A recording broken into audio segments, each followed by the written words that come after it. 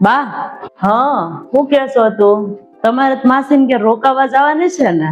માસીન ઘેર શું છે રોકાવા જવું? કઈ છે માસીન ઘેરે?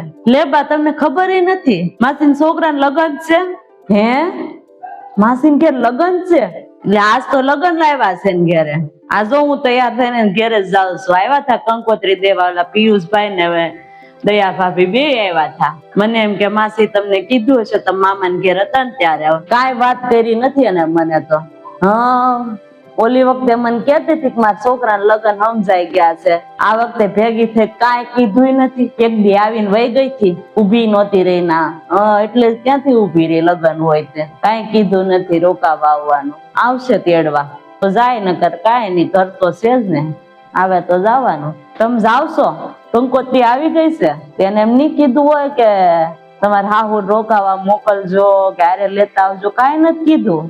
ના બા, એવું એને કાંઈ નથી કીધું કે માસીને રોકાવા મોકલજો. કાંઈ નથી બોલ્યા. એ તો એને તમારું નામે નથી લીધું, કીધું નથી એને કે બા માસીને કહેજો, એમ નથી કીધું.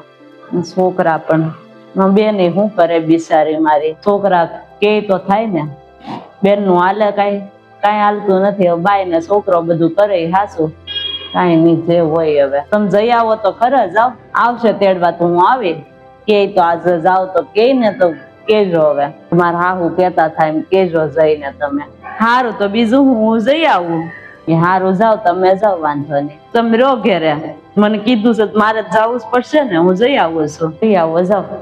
હારું.